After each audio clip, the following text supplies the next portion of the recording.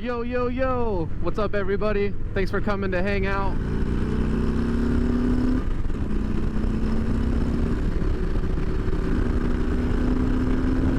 This bike is freaking fast. The 114 is no joke.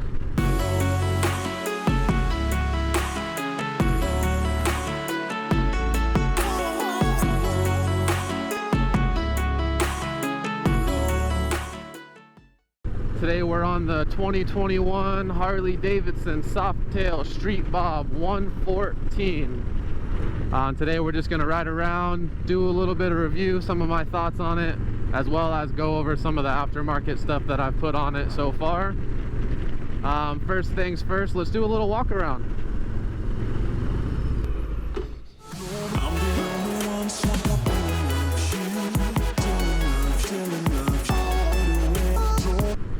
The worst part about mountain roads is when there's cars in front of you that don't use turnouts. Like, hey man, this road is built specifically for motorcycles. So if you could just get out of the way, that would be awesome. Use a turnout. You missed it. You missed the turnout. You should definitely use a turnout. Hey look, a little turnout. Turn out. Turn out. There we go. Attaboy. Yay! Alright, so here's my thoughts on this bike. It's got a ton of power. It's a blast to ride. It looks great. This is a really good all-around motorcycle. It's small enough to carve around in the mountains or jam through traffic, split lanes. It's also good at laying back, cruising on the freeway. This bike is fast. This thing is a ton of fun to ride. The reason I got the Street Bob over the Lowrider S is because I really don't like the gauge setup on the Lowrider S where it's on the tank. I think that this bike with the 3.5 gallon tank looks awesome. It makes the motor look huge when you're looking at it from the side. I also think that the tail light blinker setup on the Street Bob looks a lot better than the Lowrider S. Also, they both have a 114, so why not go with the Street Bob? I think it looks cleaner and it has the same size motor. The only thing you're not getting on the Street Bob is the upside down forks or the dual front disc brakes, which this thing stops just fine without the dual discs, and it doesn't matter what kind of Harley you get, the suspension sucks regardless. So whether they're upside down or old style, it doesn't matter, they all suck. So anybody that's going to be doing any kind of stunting or real aggressive mountain riding, they're going to be upgrading the suspension anyways. So why pay for the upside down forks if you're going to be throwing cartridges in there anyway? You might as well just get the Street Bob. And the front disc brakes, having the dual rotor or dual caliper, it doesn't really make that much of a difference in my opinion. And I've ridden both and they both stop, so who cares? Hey man, any chance you could, you know, get out of the way or something? That'd be cool. Good old-fashioned let the motorcycle guy by.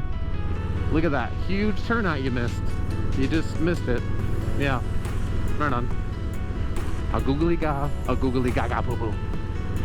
Bro, get out of my way. Passing lane ahead. You guys ready? I'm ready. Yeah guys, believe it or not, this thing handles pretty stinking good.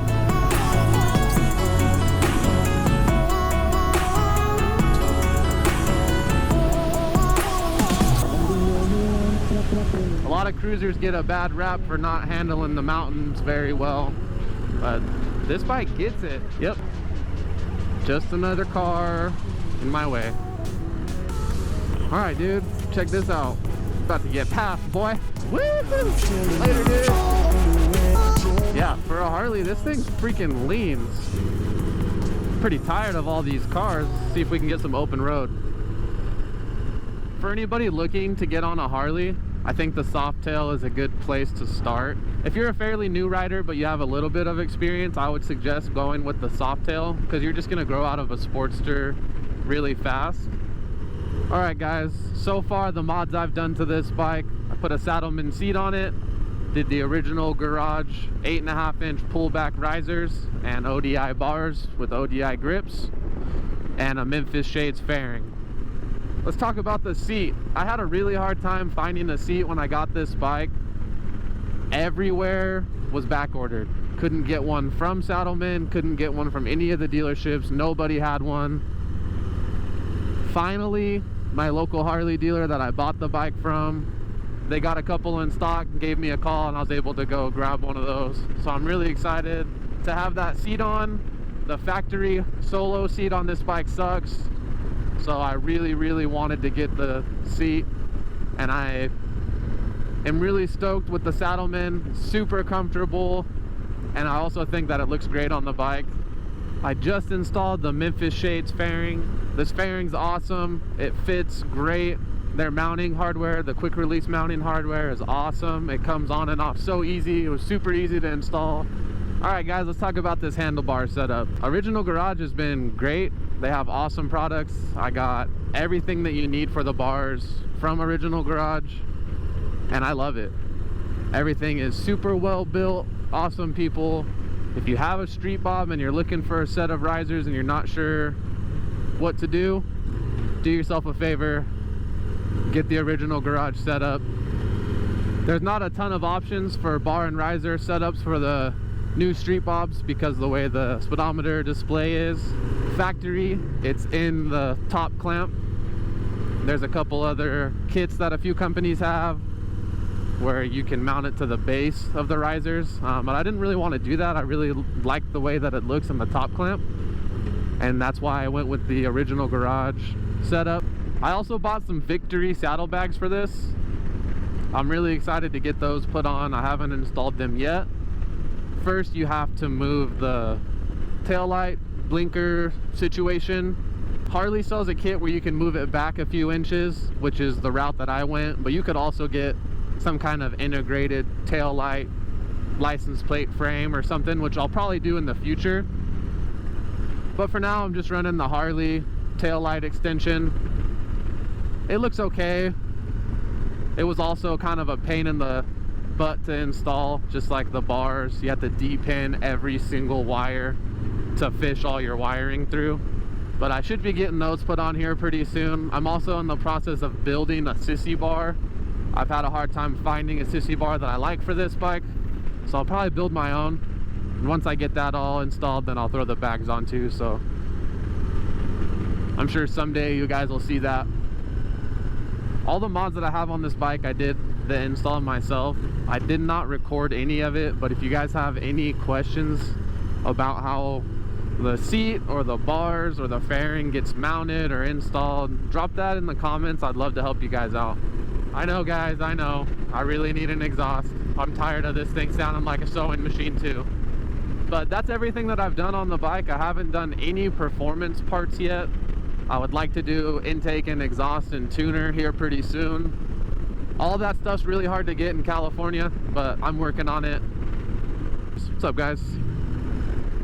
What I love about the motorcycle community is that it doesn't matter what kind of bike you're on. If you're out on the road and you're riding, I'm gonna wave. And I would say 8 out of 10 people wave back. I could be on my DRZ, I could be on the Harley, and it doesn't matter what the heck they're on. Adventure bike, cruiser, sport bike, almost all of them wave back, and I think that's really cool. Like, we all just have a little bit of respect for each other. And to the guys that don't wave, start waving. If it's your first time coming and hanging out, guys, I really appreciate you, and I'd also appreciate it if you'd smack that subscribe button. That would be awesome.